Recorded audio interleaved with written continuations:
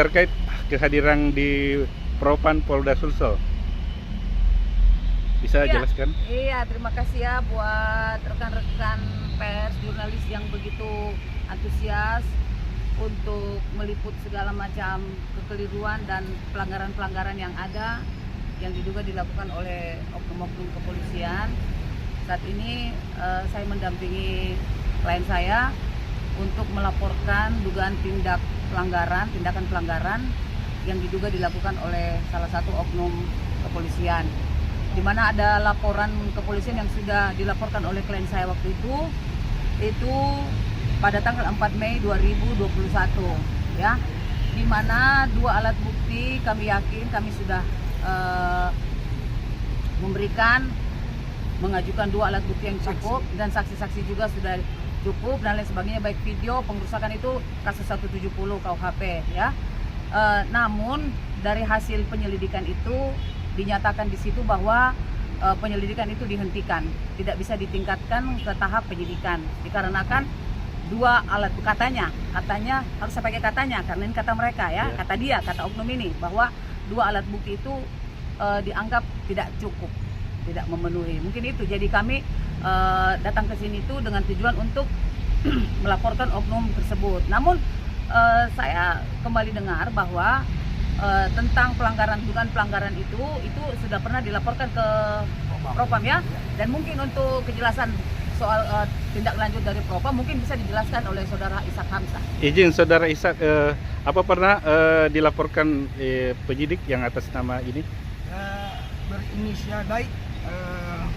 Dengan adanya ini hari kami datang ke Propam lagi menyampaikan hal telah terjadi baru saya ketahui juga lagi nih bahwa laporan tanggal yang di Propam 2024 itu rupanya sudah masuk, tapi informasi terakhir saya dapat juga bahwa hasil pengaduan kami ini dikirim ke kemana tadi? Dikirim di Krimum.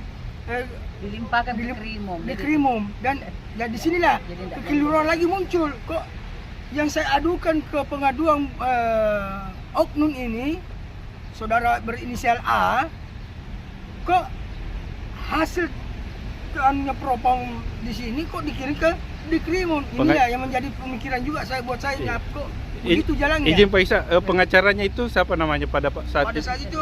Pak Farid. Iya, Pak Farid. Surat kami sudah masuk kok, tapi dengan surat masuk itu setelah masuk dikirim ke di Krimum untuk ditindaklanjuti. Setelah tidak lama kemudian, berapa bulan kemudian dikirimlah A2. Ini yang keliru lagi karena dikeluarkan A2, dihentikan karena tidak ditemukan orang yang merusak katanya. Jelas-jelas di situ temuannya melihat, mengetahui dengan ada CCTV, ada video gitu.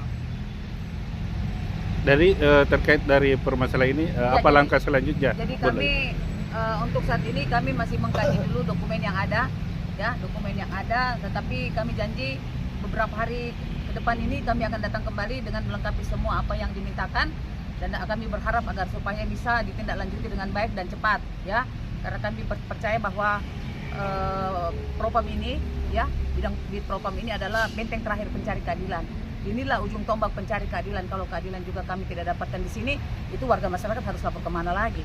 Izin sedikit lagi Bu, saya sempat kami dengar akan diberikan suratnya itu yang pernah dilaporkan.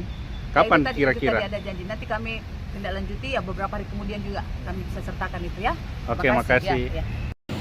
Mungkin kami tambahkan, jadi kami dari media berharap kepada Bapak Kapolri atau Kapolda Sulawesi Selatan untuk tidak tebang pilih dalam melakukan proses penyidikan. Karena kenapa?